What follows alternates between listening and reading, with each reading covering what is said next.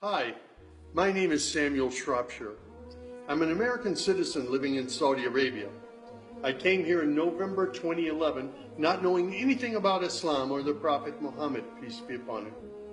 Most of what I had heard was extremely negative. In America, our news channels boosted their on-air ratings by regularly sensationalizing breaking news of terrorism. Every 30 minutes, one witnessed horrific scenes of bombings and bloodshed and murder, often one Muslim group fighting against another Muslim group. As killings and beheadings took place, there were always the shouts of Allahu Akbar, Allahu Akbar, God is great. I was invited here to Saudi Arabia by Safi Kaskas to work on what was known as the Q Project. Dr. Kaskas wanted to produce a new, easy-to-read American translation for the next generation of young Americans. Since I could not read or speak Arabic, I wasn't doing any translation work. I was simply invited here to check the English to make certain that this new interpretation of the Quran was easily understood. My work, of course, required that I read the Quran over and over again. Well, as you can imagine, having no knowledge of Islam, I had hundreds and hundreds of questions. I was shocked as I read to find that Jesus, peace be upon him, was often mentioned in the Quran. Jesus was presented as one of the greatest prophets. And even the story of the virgin birth was mentioned there. Many of the miracles that Jesus had done, I found them in the Quran.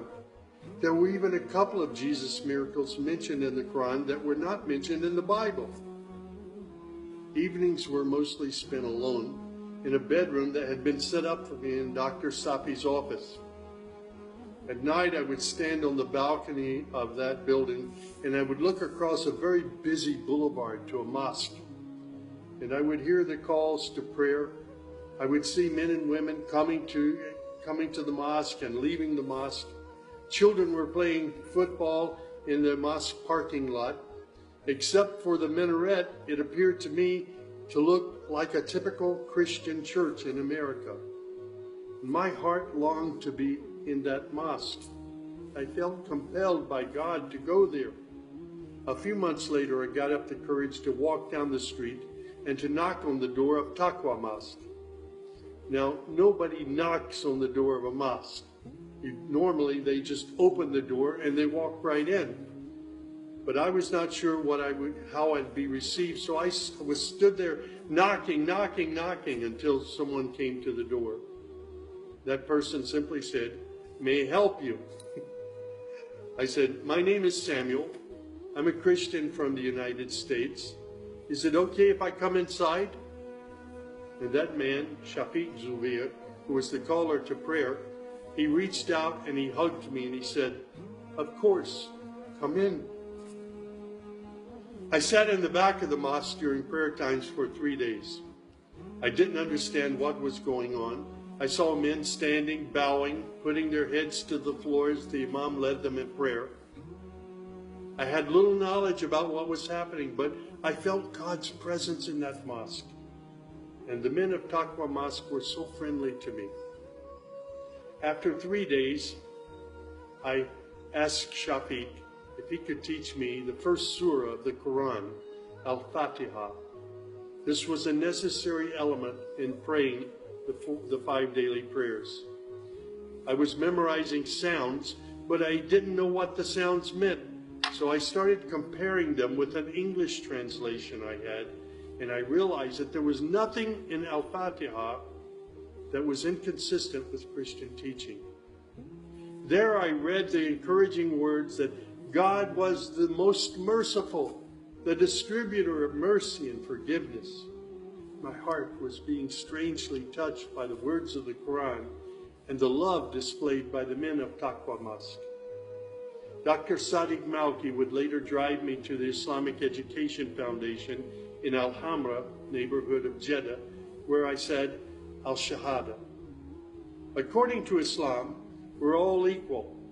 There's none above another.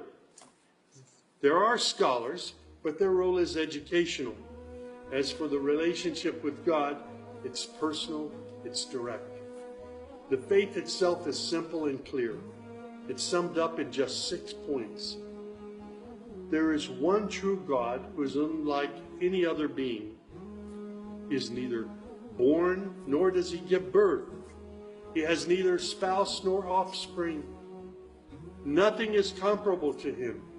He's all-powerful. He knows everything perfectly. He is the most merciful. Secondly, a belief in angels, who are indeed the servants of God. They obey God's bidding and they do whatever they're commanded to do. They don't have any free choice. Thirdly, there's a belief in divine revelations. Islam acknowledges that God revealed scriptures including the Torah, the Gospel, the Psalms. However, down through the ages, many of these divine revelations had become distorted and somewhat corrupt. The Quran, which also contains God's revelations, is intact. It hasn't changed from the very beginning. The Quran, which also contains God's revelations, is still intact in its original form. Fourthly, there's a belief that in all earlier prophets and God's messengers, not just Muhammad. They believe in Abraham and Isaac and Moses and Jesus and hundreds of other prophets. They believe that the prophets were the best of mankind. Muslims believe in the last day. That's to say, this includes the belief in all that God and his messenger have told us about what happens after death, including recording of good and bad deeds, the resurrection and the gathering of all creatures, the reckoning that will take place on the great judgment day, the prophet's intercession, as well as heaven and hell. Man's ultimate aim will be to save himself on that day. Muslims believe in the divine destiny of predestination. Whatever God wills is certain to take place, and what he has not willed will never take place. This present life is a test for man, and man should endeavor to pass this test. These tenets of faith appeared to me entirely consistent with human nature. And then I asked, how can one become a Muslim? My search showed me that one needs to fulfill 5 specific duties, which are called the pillars of Islam. These are: first, a declaration to believe and to say verbally, I witness that there is no other deity other than God, and that Muhammad, along with all the other prophets, is God's messenger. Prayer is an important part of a Muslim's life.